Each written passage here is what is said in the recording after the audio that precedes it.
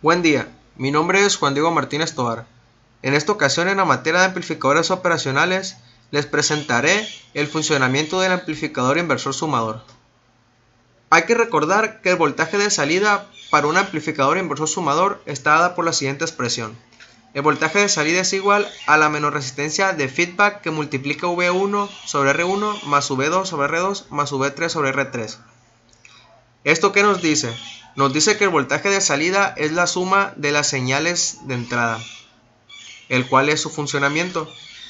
Hay que tomar en cuenta que si la resistencia de feedback es igual a la resistencia R1, que es igual a la resistencia R2 y es igual a la resistencia R3, tenemos que las señales se suman. Entrando en detalle al circuito y a la simulación, tenemos lo siguiente. Los parámetros escogidos para nuestro diseño, que en esta ocasión es un ejemplo de un buen diseño, son los siguientes. Tenemos en la señal 1 una señal senoidal con una amplitud de 3 volts y una frecuencia de 60 Hz. En la señal 2 tenemos una señal senoidal con una amplitud de 2 volts y una frecuencia de 60 Hz. Y en la señal 3 tenemos una señal de corriente directa que es de 2 volts. R1 es una resistencia de 20 kΩ, R2 es una resistencia de 10 kΩ y R3 es una resistencia de 10 kΩ. La resistencia de realimentación es una resistencia de 20 kΩ. Tenemos un voltaje de alimentación simétrico de más o menos 12 volts. Esto es muy importante porque para tomar en cuenta un buen diseño debemos de fijarnos bien con cuánto lo estamos alimentando. Hay que recordar que el voltaje de saturación es aproximadamente más o menos 3 volts.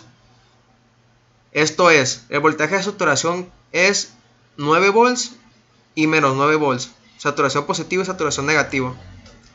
Debido a que el amplificador operacional no es un dispositivo ideal, debido a que se deben polarizar en su interior un conjunto de transistores. En esta ocasión tenemos el amplificador operacional LM741. ¿Qué es lo que hace este circuito?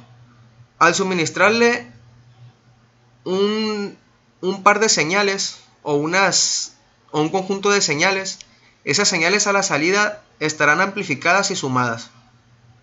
Bien, entremos en detalle a la simulación del circuito. Tenemos a la salida un voltímetro de corriente alterna, el cual nos proporcionará la amplitud de la señal de salida.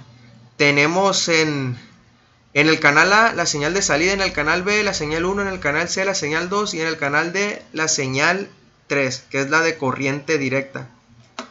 Tenemos en nuestro osciloscopio la señal 1 es la señal azul y la señal 2 es la señal roja o rosa, como la vean. Podemos observar que están en fase. La señal de salida es la señal amarilla. Como podemos observar, está desplazada hacia abajo menos 4 volts. Aquí lo tenemos en los cálculos.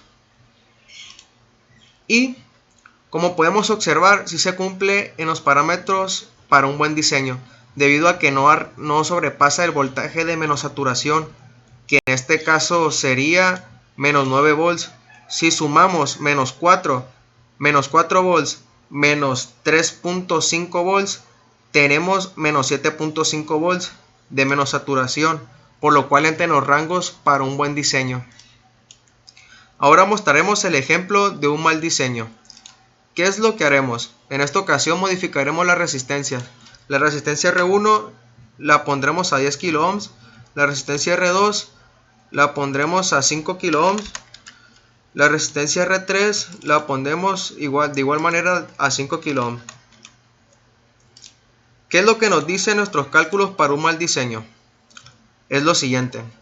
Tendremos un voltaje de menos 14 volts RMS desplazados menos 8 volts de corriente directa, por lo cual tenemos menos 8 volts menos 7 volts, porque hay que recordar que es el valor pico negativo, por lo cual tenemos a la salida una señal de menos 15 volts, por lo cual sobrepasa el voltaje de menos saturación y la señal estará distorsionada.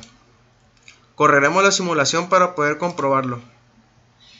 Como podemos observar, la señal se va a menos saturación debido a que el amplificador operacional está alimentado con una alimentación simétrica de más o menos 12 volts, por lo cual no podrá exceder el voltaje de alimentación. Bien, esto será todo por mi parte. Gracias por tomarse el tiempo por ver este video.